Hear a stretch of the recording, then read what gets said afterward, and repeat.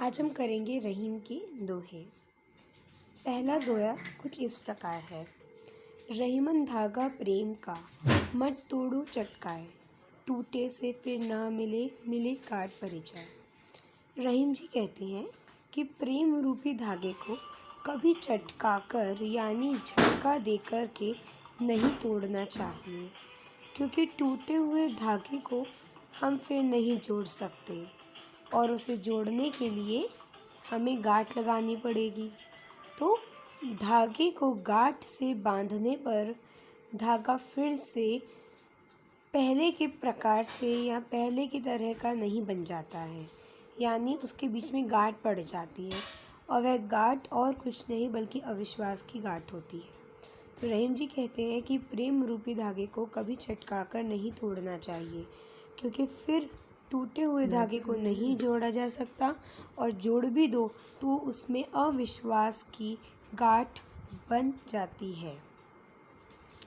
तो इससे ये व्याख्या थी। हम इसको कह सकते हैं इस प्रकार से कि जिस प्रकार एक कागज़ को अगर हम कुचल दें तो कागज़ को कुचल देने के बाद उसमें भी मरोड़े पड़ जाती हैं, उसी प्रकार मनुष्य के रिश्ते भी वैसे ही होते हैं।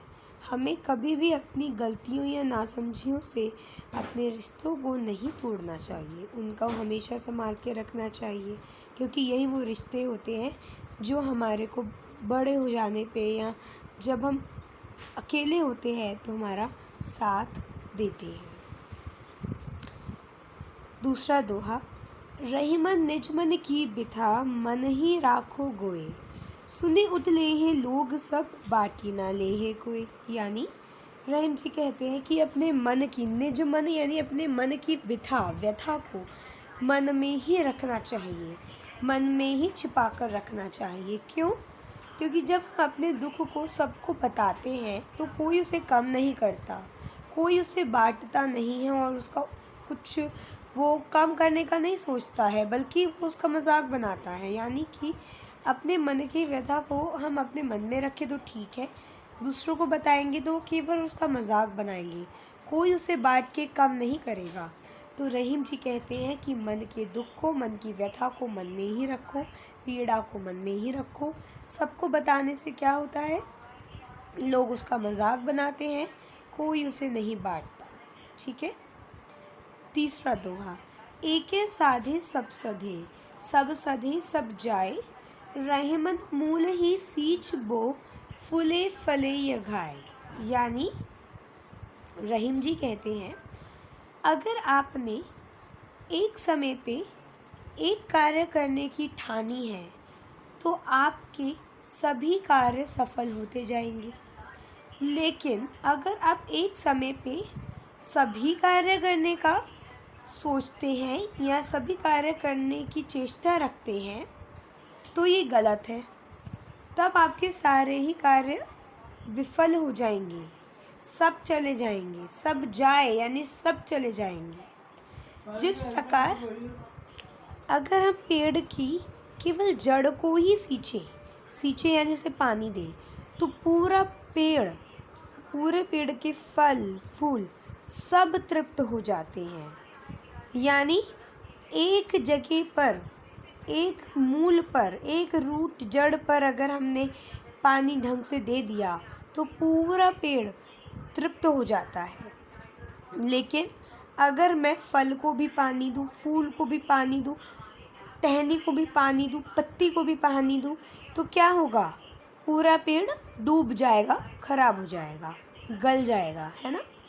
इसको मैं एक अच्छे उदाहरण से भी देना चाहूँगी। हम अपने भारत के ग्रंथों के बारे में तो जानते ही हैं, तो हमारा एक भारत का ग्रंथ जिसे हम महाभारत के नाम से जानते हैं, आप सबने सुनी होगी, कोई नई चीज़ नहीं है। अभी इस समय पर तो खूब टेलीविज़न पे भी आ रही है, तो आप लोग सब देखें, उसको देखनी चाहिए। क्लास 7th में, कक्षा 7वीं में आपकी पूरी पुस्तक है महाभारत के नाम से। तो महाभारत एक बहुत ही हमारा, आप कह सकते हो कि फ़ाइन ग्रंथ है। फ़ाइन यानी कि एक बहुत ही निखरा हुआ ग्रंथ है, और उस ग्रंथ को पढ़ने से हमारे को नीतिपरक बातें भी पता चलती हैं, हमारे को जीवन में जीने की शैली पता चलती है, हमें ये पता चलता है कि ज्ञान क्या है, असली ज्ञान क्या है। और उससे एक बहुत बढ़िया जो किस्सा है उसका, जिससे हमें ये दोहा जो है उसको समझने में बहुत मदद होगी, वो ये है कि जिस समय पर पांडवों को और कौरवों को, पांडव कौन थे? पांडव थे, आपने, अब मैं पूरी महाभारत तो नहीं बता सकती हूँ, तो पांडु के 5 बेटे थे और कौरव थे, पांडु का भाई था धृतराष्ट्र, उसके 100 बेटे। तो धृतराष्ट्र के 100 बेटे कौरव, और पांडव किसके बच्चे थे? पांडु के। तो जब ये सभी बच्चे ना, कौरव और पांडव, शिक्षा प्राप्त करने, ज्ञान प्राप्त करने के लिए जब ये द्रोणाचार्य के आश्रम में गए, हाँ, तो सॉरी, मुझे बीच में पॉज करना पड़ गया था। तो अब जब वो पढ़ने के लिए गए ना वहाँ पे द्रोणाचार्य के आश्रम में, सभी कौरव और पांडव, तो उस समय पर द्रोणाचार्य उनको एक मतलब के लिए पढ़ाना चाहते थे। उनका मतलब भी यही था। वो क्यों पढ़ाना चाहते थे? क्योंकि उनको किसी से दुश्मनी थी और उस दुश्मनी का बदला उन्हें लेना था। तो वो जब उसको पढ़ाते हैं, उन सभी कौरवों को, पांडवों को, वो एक बार बच्चों का परीक्षण करते हैं, उनका टेस्ट लेते हैं कि चलो मैं ये चीज़ देखता हूँ, ये चीज़ पता लगाता हूँ कि बड़े होने के बाद ये जिनको मैं पढ़ा रहा हूँ, इन कौरवों को, पांडवों को, कौन वो बच्चा निकलेगा, कौन वो मेरा स्टूडेंट होगा, है ना, जो मेरा बदला ले सकेगा, जो मैं चाहता हूँ। तो ये एक उनका मोटिव था। लेकिन अब जो शिक्षा हमें मिलती है इस किस्से से वो ये है, जब उन्होंने कौरवों और पांडवों को सभी को कहा कि चलो अब तुम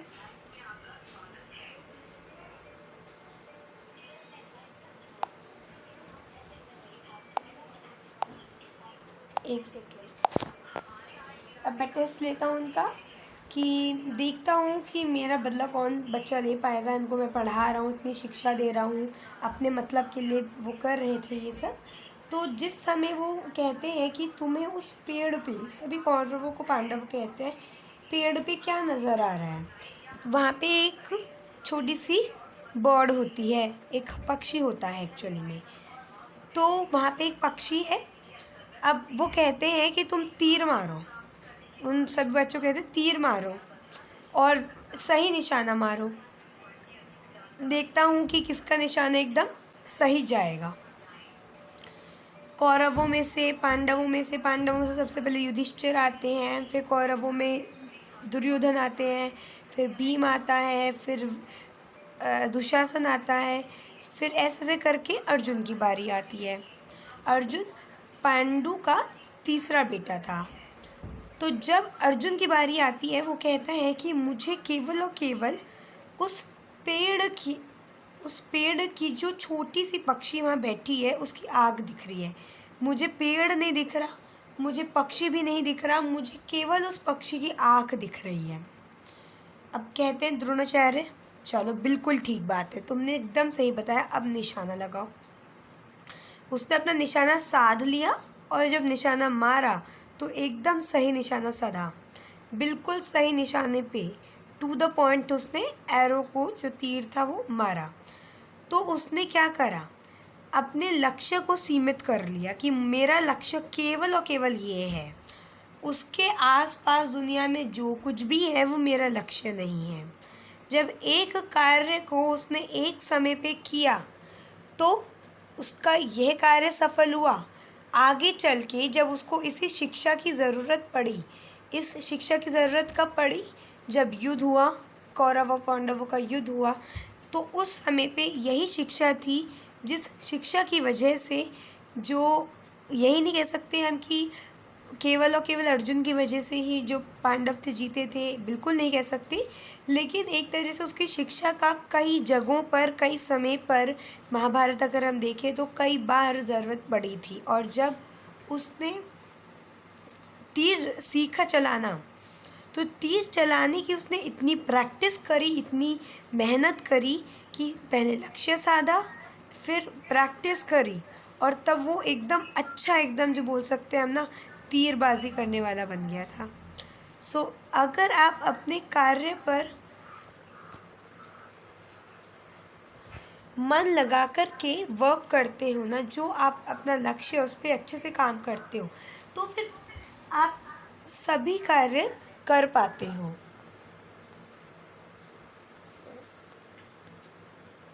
ठीक है, ठीक है। तो अगर हम अपने लक्ष्य को साध लेते हैं तो हम सफल हो जाते हैं अपने सभी कार्यों में। लेकिन अगर हम अपने लक्ष्य से हट कर के सभी कार्य करने की चेष्टा एक समय पे रखते हैं तो हमारे हाथ से सब चला जाता है। ठीक है, उदाहरण यहाँ आपको किताब में भी दे रखा है और मेरा उदाहरण भी अच्छा था। मेरे उदाहरण का केवल कहने का ये मतलब था कि जब अर्जुन से पूछा गया तुम उस पेड़ पे उस पक्षी का क्या नज़र आ रहा है, वो कहता है मुझे केवल आँख नज़र आ रहा है, ना मुझे पेड़ नज़र आ रहा, ना मुझे पक्षी नज़र आ रहा, केवल उसकी आँख है ना। तो लक्ष्य को साधना बहुत महत्वपूर्ण बात है। अगला दोहा देखो, यहाँ पे आप देख सकते हो कि रामायण महाभारत, तो कितने सारे आप देख सकते हो जो दोहे हैं, ये रामायण महाभारत इससे थोड़ा रिलेटेड है ना। तो अब अगला दोहा देखते हैं। चित्रकूट में रमी रहे, रहीमन अवध नरेश, जा पर विपदा पड़त है, सो आवत यह देश। तो चित्रकूट ये एक उत्तर प्रदेश में जगह है। तो यहाँ पे जब राम जी को उनकी सौतेली माँ कैकई ने 14 वर्ष का वनवास दे दिया था, तो ये यहाँ आकर रहे थे राम जी। तो चित्रकूट में कौन रहे थे? राम जी रहे थे। राम कौन थे? अवध के राजा थे। अब जिस पे भी विपदा आती है वो इस देश में आता है, इस नगर में आता है। क्यों आता है? क्योंकि यहाँ पे बहुत शांति है। तो जब भी पीड़ा या किसी को अशांति महसूस होती है, वो कहीं ना कहीं शांत स्थान अपने लिए ढूंढता है। तो चित्रकूट में राम रहे थे। ये कौन थे? अवध के नरेश या राजा थे। जब 14 वर्ष का वनवास मिला तो ये यहाँ के रहे थे। तो जिस पे भी विपदा आती है वो यहाँ पे आकर रहता है। क्यों रहता है? क्योंकि यह जो नगर है ये शांत नगर है, यहाँ बहुत शांति है। अगला दोहा, दीर्घ दोहा अर्थ के, आखिर थोरे आही, ज्यो रहीम नट कुंडली, सिमटी कुदी चढ़ी जाही। तो रहीम जी कहते हैं कि जो दोहा है इसके अक्षर छोटे होते हैं, लेकिन इसका अर्थ बहुत बड़ा होता है।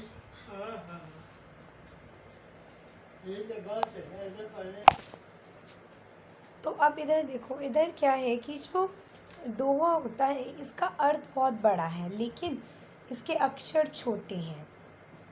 तो रहीम जी कहते हैं कि दोहों के अक्षरों पर नहीं जाना चाहिए। अक्षरों पे जाकर के दोहे का मूल्य नहीं होता, उसका अर्थ बहुत विशाल होता है और उससे उसकी कीमत बढ़ती है दोहों की। जिस प्रकार जो नट है अपने को कुंडल में प्रवेश करवाने के लिए शरीर को समेट लेता है, वैसे ही दोहे अपने को समेट लेते हैं जिससे कि वो क्या कर सके, वो बड़ी बात को कम शब्दों में कह सके, गागर में सागर करते हैं। अगला, धनी रहीम जल पंख को, लघु जिय पियत घाय, उदती पढ़ाई कौन है, जगत प्यासू जाए। तो रहीम जी कहते हैं कि इतना विशाल जो सागर है ये किसी काम का नहीं है। धनी रहीम जल पंख को, यानी कि छोटा सा जो कीचड़ युक्त जल है ये धन्य है। इससे कितने छोटे छोटे जीव जंतुओं की प्यास बुझ जाती है। इतने विशाल सागर का कोई मतलब नहीं, क्योंकि उससे तो कितने ही छोटे पशु पक्षी हैं जो प्यास से चले जाते हैं। तो सेवा भाव वाले छोटे लोग ही बड़े हैं उन बड़े लोगों से।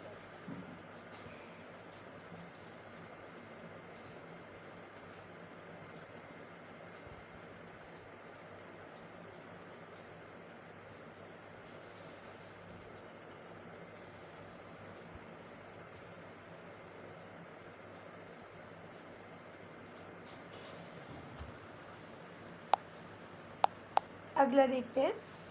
नाद रिझी तन देत मृग, नर्तन हेत समेत ते रहीम पशु से अधिक रीझहु कछु न दे।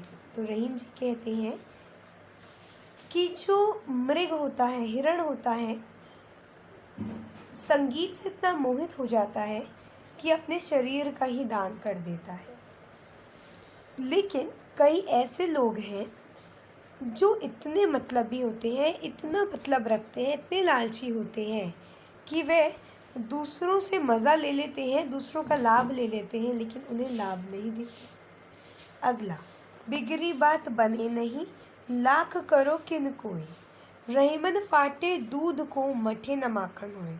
तो बिगड़ी बात, वो बात जो बिगड़ गई है, वो लाख कोशिशों के बाद भी नहीं सुधारी जा सकती। रहीम जी कहते हैं कि फटे हुए दूध से मक्खन नहीं निकाला जा सकता, उसी प्रकार बिगड़ी बात को नहीं सुधारा जा सकता।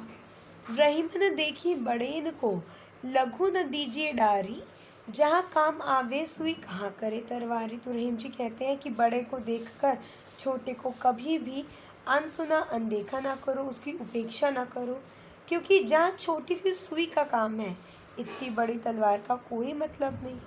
अगला, रहीमन निज संपत्ति बिना कौन न विपत्ति सहाय, बिन पानी जो जलज को नहीं रवि सके बचाए। तो रहीम जी कहते हैं बिना संपत्ति के कोई भी विपत्ति में सहायक नहीं बनता।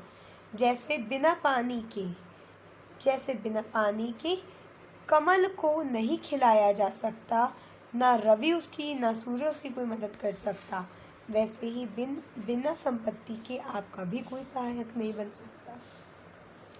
रहमत पानी राखिए बिन पानी सब सून, पानी गए न उबरे मोती मानुष चून।